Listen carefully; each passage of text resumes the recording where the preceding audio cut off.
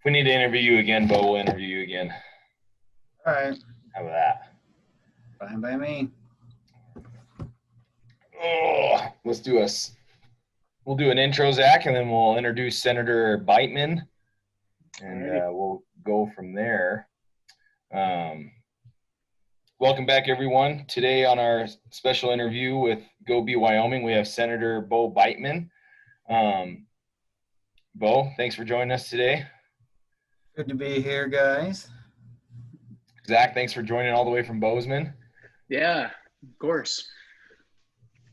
Bo, thanks for taking your time, catching you in between all your committee meetings via Zoom.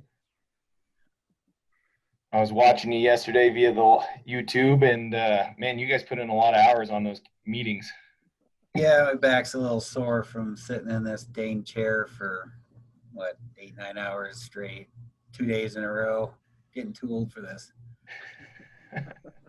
But yeah, it was a tough slog the last couple days, but we got through it.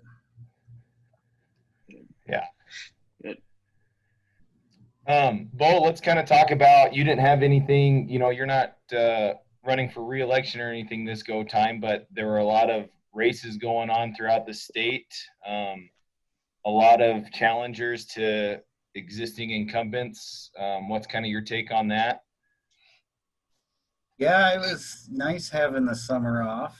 Ask my family, they'd agree to that. It feels like I've been running nonstop since 2016.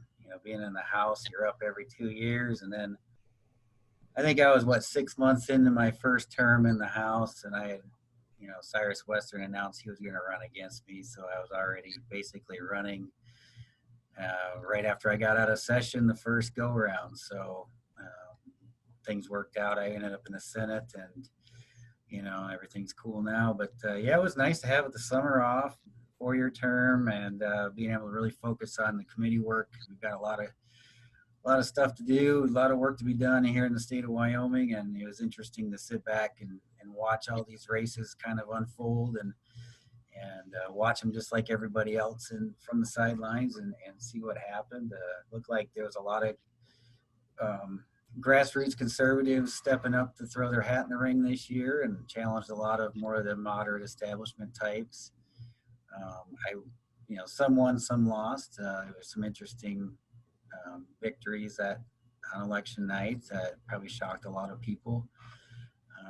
Not so much those of us on the inside that would have probably seen it coming, but I'm sure there's, some people were surprised to see Tyler Lindholm get beat, and not so much as Michael von Flatern, for instance, on the Senate side. He's well known for being very liberal and votes pretty liberal, and to be challenged in a primary to the right, not surprising to see him get beat. But surprised. It's good to see my friend Tim Salazar pick up that open seat there in Riverton for the Senate. So I'll be getting to serve with him. I'm excited about that. I'm just excited about the new trajectory of the Wyoming Senate. It looks like it's going to be more conservative. Hopefully we can be the firewall against new taxes and maybe some of our spending reforms that have fallen on deaf ears the last couple of years, maybe they'll be taken more seriously now that there's more of us. So. Yeah, that was something Zach and I hit on when we were looking at the state as a whole. Lindholm and the one out of Campbell County that you mentioned too. Those were, to some people, those were some upsets. But Zach, do you have anything to mention there? Well, yeah, just that's it's pretty exciting. We've got some new faces in there, and people who are ready to kind of take some action, especially with this kind of budget crisis that we've got going on. Yeah, I think that's a great thing for Wyoming.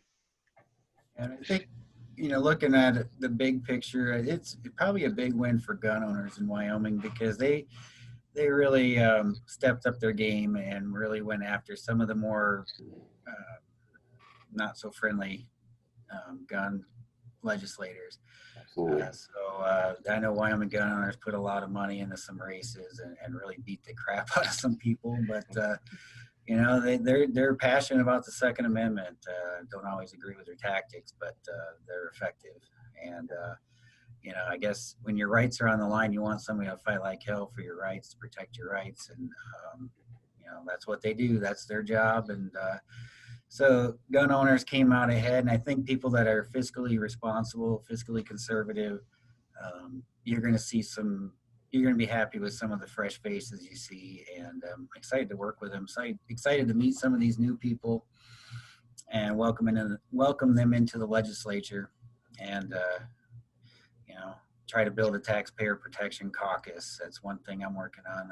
During the interim, I've talked with Grover Norquist from Americans for Tax Reform a couple of weeks ago on the phone, and he asked if I would take over the Senate chair of that. So I'll be doing that. And anybody that signed the American for Tax Reform pledge to not raise taxes will be more than welcome to join the caucus. And anybody that didn't sign the pledge that agrees with us that we need spending reform first before we even talk about tax increases, they're more than welcome to join as well. So hopefully I'll get a lot of people to join me in that effort. The taxpayers spoke loud and clear on Tuesday night. They don't want to see tax increases to pay for the largesse and the excess of the last decade. The people that came before me ran up a huge bar tab, and now we've got to pay it off. And with COVID hitting and everything, it's a perfect storm. And it's going to be ugly. There's going to be a lot of fighting and a lot of debate over what gets cut and how much. But if we don't get the cuts now, we won't ever get the cuts. It's just like when they promised Ronald Reagan, the Democrats promise all these cuts and if you'd raise taxes. So never trust the Democrats or rhinos when it comes to taxes first and then cuts later. It's just we've learned our lesson on that one. So we're going to hold the line, and we want to see cuts first. Awesome. Well, let's that leads us right into it, Bo. I watched a little bit of the revenue committee yesterday. That was one of my biggest takeaways. Is I can't remember which representative brought it up, but you guys had multiple people talking about what it would look like if we tried to change, quote unquote, tax reform, or really they were just more taxes. And a representative, I can't remember who it was now, but he pretty much called them out and said, so it's really exactly the same that we have right now. He's like, it's not doing anything, in total, which he kind of was alluding to. So our spending's off, which, that wasn't the point of the meeting, but what were kind of your big takeaways? I mean, there's a lot of numbers floating around, and I mean, you were on there all day. I skimmed through the good parts, but what was your kind of takeaway on that? Well, honestly, I was surprised to see that we killed those tax increases. Typically, they fly through that committee. I think maybe being this close to the election, not far removed from a bitter fought primary on most fronts. A lot of those people on the committee had a primary challenger where taxes and spending was the forefront issues. So maybe that had something to do with it. I don't know, but or maybe they're getting an earful from their constituents back home saying, don't raise our taxes, fix the spending problem first. Either way, we were able to stave off the reinstitution of the grocery tax, the sales tax on groceries, which would really affect poor people the most, and seniors on fixed incomes, for example. We were to stave off the business services tax. Aaron, that would directly affect you and I. Yep. How would you be able to? The effects of that would be far-reaching and really not pro-business at a time where we need to be pro-business. The state of Wyoming is in desperate need of economic growth. We've watched other states around us grow during the last 4 or 5 years. Wyoming's growth has been flat or negative. Our GDP growth is terrible. Amongst the 50 states, I think we're dead last with GDP growth. We've got to grow our way out of this. There's no way with the people leaving this state, the tax base is shrinking. Businesses are closing. I just heard on the radio yesterday, according to the National Federation of Independent Businesses, 1 in 5 businesses say they're going to close within the next 6 months if things do not improve with COVID and the lockdowns and restrictions. That should scare the crap out of every single one of those legislators that are thinking about raising taxes, because you're really kicking people when they're down. I mean, it's just Yep. certainly not the time to raise taxes when people are already struggling to pay their bills and keep your businesses alive. And yeah, it's just, I'm glad we were able to stave those off. The other ones were tabled for the next meeting in November. I think Chairman Case was getting a little nervous that he was going to lose all of his tax bills in one day, so he pulled the pin on those and wouldn't let us vote on them. So we shall see what happens. But you know, you kill a bill in committee, it doesn't mean it's dead. They're like zombies; they keep coming back. Nothing's dead until we are gavelled out, session's over, and we're on our way home. I mean, these things can come back at any time, especially if management wants them and leadership wants these bills. So it's a small victory now, but don't rest on your laurels. To my constituents out there listening, stay on it, keep paying attention, because these things will come back.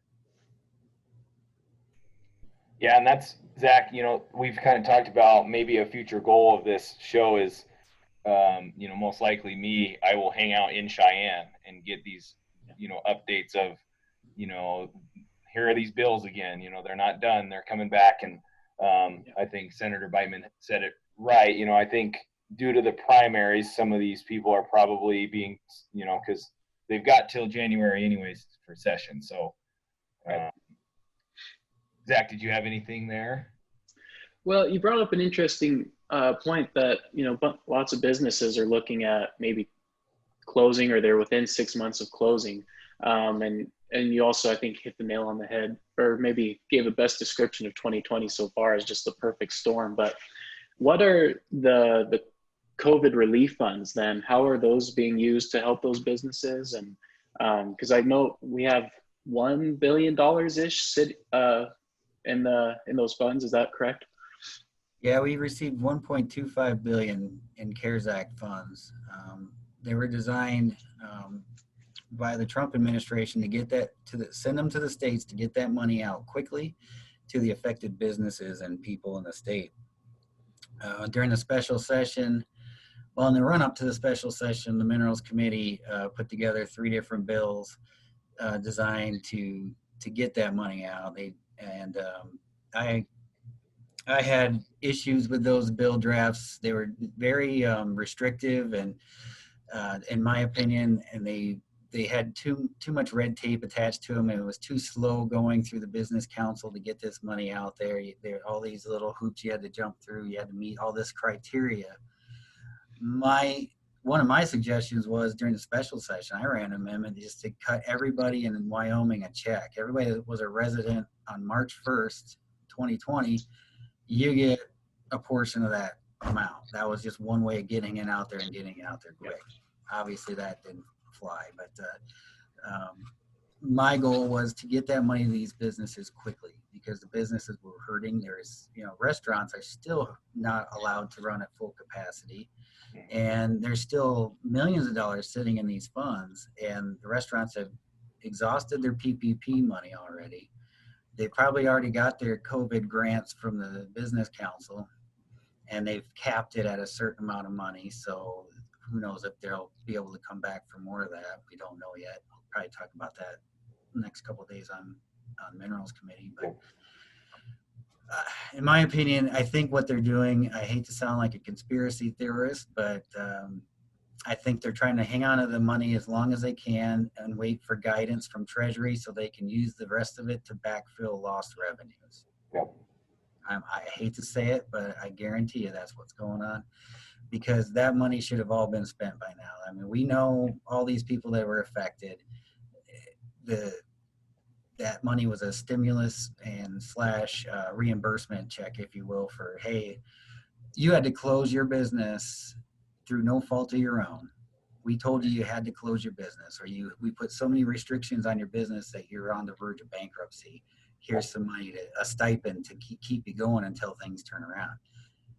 That we still have millions and millions of dollars sitting in the bank that hasn't been distributed yet. So why are they hanging on to it? the only answer I have is they're hoping that they'll be able to use that money at the end of the year to backfill some of our deficit, and that just rewards bad behavior. We've had this structural deficit for as long as I can remember. Since I've been watching Wyoming politics, we've been spending way too much money. My predecessors, they ran up the bill. Like I said earlier, I joked about the bar tab, but it's true. The Yep. growth, and I just printed out an article yesterday. New research examines state by state growth in per capita state spending. Guess what? Where Wyoming sits, number 4. We we spend, where is it here? Let's see, $7,661 per capita government spending. All of our neighboring states are lower than that. We still got a spending problem, and using the CARES Act money to backfill lost revenue or to backfill an education shortfall that was not COVID related is, to me, wrong, and that's not what that money's for. Sure. Do you think you could push that amendment through here in the next couple months again, or do you think that's dead? They're just stonewalling you. No, I'll definitely be asking the business council why they're hanging on to why they're not getting all that money dispersed. They'll probably say there was only so many applications, and with the dollar amount limit that they put on each business to be able to apply for, there's probably not enough businesses in Wyoming to even if every single business applied, to get rid of all that money. So I think we need to take a look at getting maybe a round 2. I know restaurants should be at the front of the line, hair salons, gyms, everybody that's been affected by these public health orders. Yep. They should be at the front of the line. Oil and gas has been killed and oil services companies have been killed because of the demand shock that COVID caused. Those companies should be allowed to get seconds, if you will, on some of this money, because you're seeing already bankruptcies and foreclosures happening all across the state, and job losses. And I predicted it back in March. I said, when this PPP money runs out the end of August, you're going to see a huge wave of unemployment and a big spike in unemployment. And because it's just, there's no demand yet. The demand's not there. It hasn't recovered yet. We haven't opened up our state economy 100% yet. Yeah. I wonder, that I think there's multiple solutions you just gave. Put the service industry first. Let's put them out there first because of all the health code restrictions. And then I kind of, why not just say residents? I mean, that's, I think you cut out a lot of people that may be moving here and all that stuff, and that's pretty easy to do if you are a resident. That's interesting, and maybe that's something, Zach, you and I can maybe look into that small business council and figure out what the heck's going on with all that billions of dollars just sitting there. Yeah, for sure. On that same note, Senator, you asked a great question. You guys had the Wyoming County Commissioner Association. Is that the WCCA? Mm-hmm. Correct. And you asked a great question about spending, about all these counties. They said that most counties are looking at 20-40% budget cuts. And sadly, he didn't have an answer of were those, employees, or payroll, not services. And I think that kind of tells you right there that some of these, even just local, you don't have to pick anybody out there, Senator. I don't want to put you in that position, but I think Wyomingites need to be asking their county commissioners, hey, don't cut my services just to keep you guys all employed. Like you just said, we're all out of work, and the numbers spit out was we're at 7% unemployment in the state. And then oil and gas has been hit. We're over 100,000 workers got laid off this month. So I guess. How many government workers? Probably 0 or close to it. Exactly. And that's what happened the last crash we had was in 2016. It seems like we're in a constant bust cycle, but we did have a slight boom there in the last couple of years. But The last time we had a crash in oil and gas, government employees, for the most part, did not get affected by it. I remember my first session when we were working on the supplemental budget in 2017 because we had a huge deficit that year because oil and gas was down. And I would think at that time when I was working for Western, I was on my third 10% pay cut just to keep my job. And times were tough, and families were feeling it all around. And you saw U-Hauls just leaving Gillette in droves, leaving for Texas and other states, and those people never came back. But I testified on the floor in the House at the time when I was in the House. I ran a budget amendment that cut every state employee across the board. I think it was 1% of their salary. It would have saved, I don't know, tens of millions of dollars, just right there, right then and there. And you would have thought, the sky was falling and there'd be blood in the streets. People lost their minds. And, some of the other legislators, like, how dare you? How can you do this? And we heard all these, sob stories. And I'm thinking, man, that's how it really made me realize that's why I was elected, to be the voice of the taxpayer and the voice of the people. Because I tell you what, down there in the swamp, the taxpayer is a forgotten person. I mean, everything functions for the government, by the government. The only people down there testifying on bills are government lobbyists for other government agencies. So, it was really an eye opener to see that. Like, we couldn't even get a 1% of everybody's salary. Even I think a couple years later, Chuck Gray tried to run it as 1% of anybody making more than 80,000, and that failed. So the appetite to cut any amount of spending is just not there, and hopefully it'll be there this time around. But my question was geared towards, because anytime we hear about the government making cuts, what's the first thing they cut?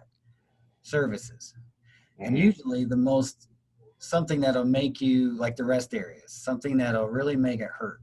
So then everybody's going to panic and say, okay, that's enough. It's time to raise taxes, quit cutting these services, and make it painful as possible.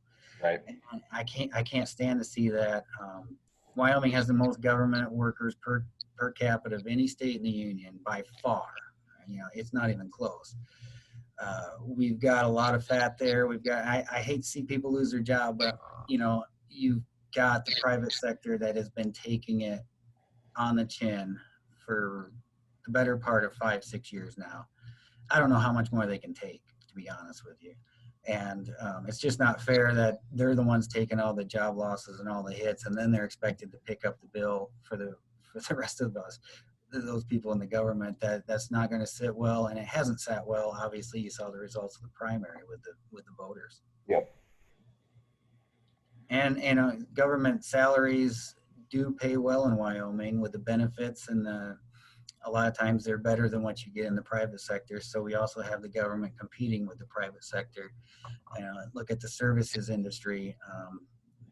The state government poaches a lot of the science people that can't be paid as well. For your EMITs or your WWC types, they'll go work for the state and make more money and have job security and benefits. So it's just a vicious cycle. Well, we appreciate you keeping on the good fight there. Let's kind of maybe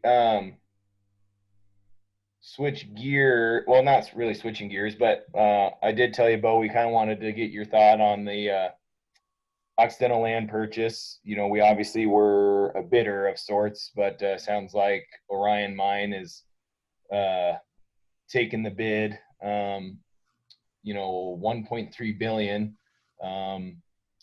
Obviously, we're probably not in the economic situation to make that kind of purchase, but reading some articles, I found this interesting, and I wonder, in talking with Mark Kenner, he said the governor was the one that was pretty much in charge of research and, how much could this make for the state, and hopefully maybe he shares that with the legislature. But, the governor claimed that it could be 8 to 12% returns. I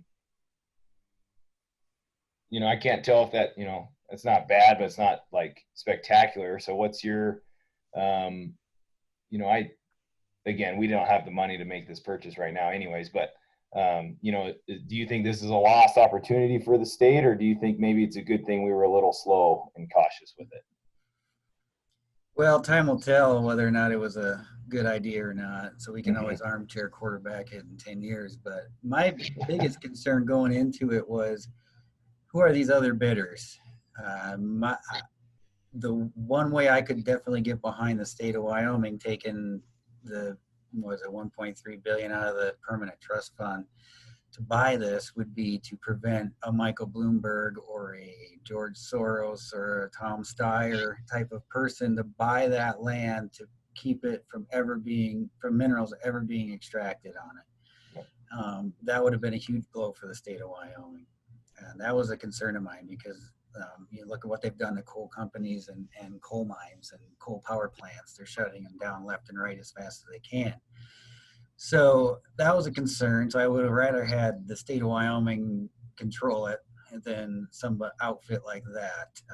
This company that bought it seems to be interested in the Trona. And so hopefully they will produce that Trona and keep southwestern Wyoming employed for a long time to come. We'll see. Time will tell. There was obviously not a very good purchase on Occidental's part.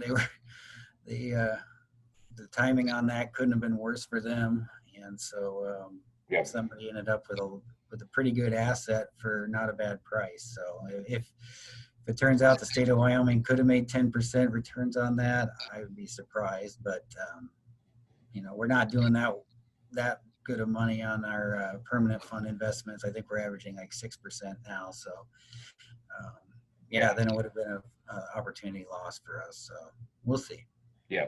And, and Representative Kenner made a good point. He's like, we don't know, the governor's the one that's got all the, he knows who the other bidders were, if there were any, he knows the numbers. So hopefully he shares that information. And then that, and then like you said, we probably got to wait 10 years to see if it's, for all that acreage.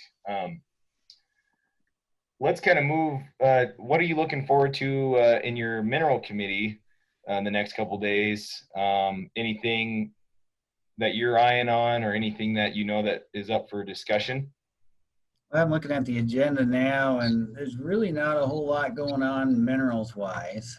We are the Minerals Business and Economic Development Committee. So we deal with a lot of the banking issues, a lot of the blockchain bills, and economic development, of course. We hear from the Business Council and the UW School of Energy Research, things of that nature. The bill drafts that I have in front of me, the one that really jumps out at me is probably the most important bill will be the first one up tomorrow morning on tax lien issues, which in a sense puts the counties at the front of the line when it comes to lien priorities in mineral production.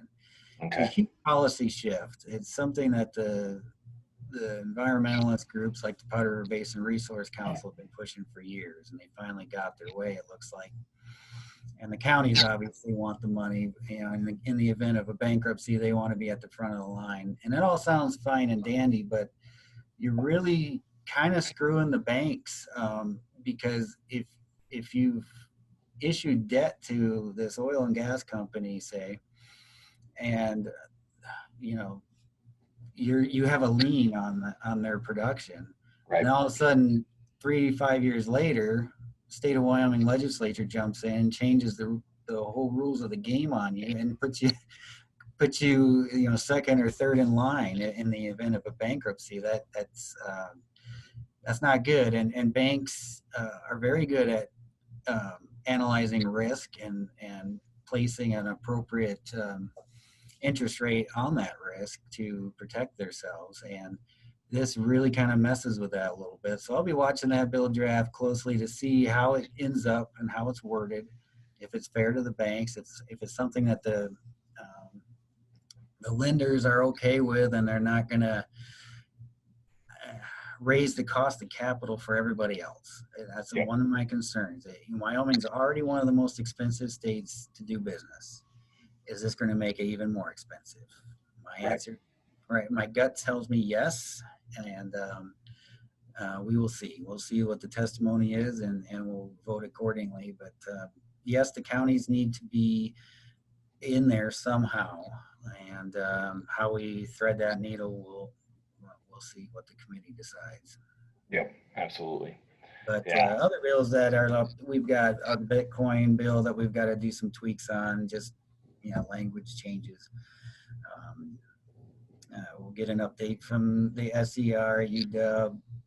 One thing I'll be making sure that we keep an eye on with the School of Energy Research is they're notorious for competing with the private sector. Case in point, Ramaco here locally, they're on the carbon or coal to carbon products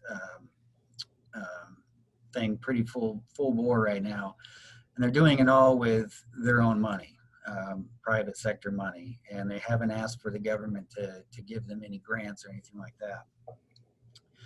And then they've got a competitor who is very well connected with the state, knows all the right people, and the UW School of Energy Resources is going to be doling out grant money to companies to research coal to carbon products. To me, it's blatant interference with the private sector. It's crony capitalism. It's picking winners and losers.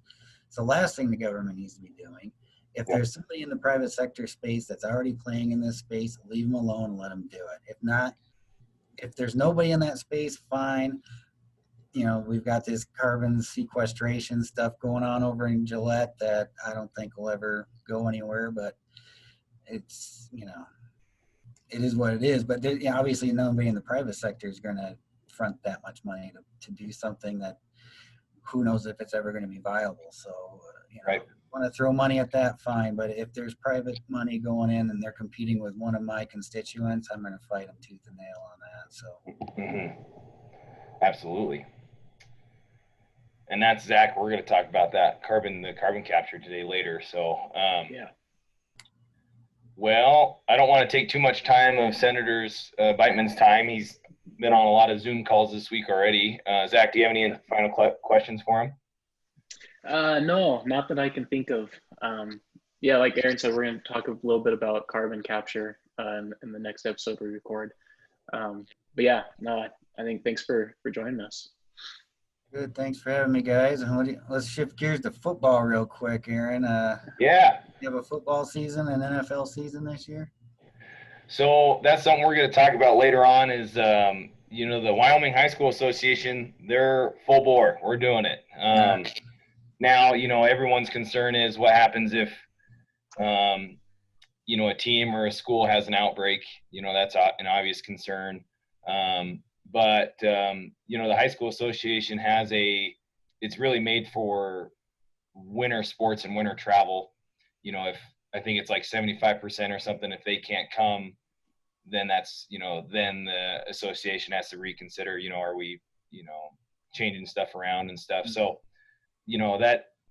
I'm thinking 75%, that'd be a lot, even for Sheridan's football team, that'd be quite a few kids having it. So now, as a coach, strategically, we got to be ready for if 2 or 3 kids get sick and they can't play, that's a different story. But yeah, the Wyoming High School Association, it's full on. Obviously the crowds, and there's some restrictions with that, but we're not like Texas football where we have 5,000 people coming. So I think we'll be okay.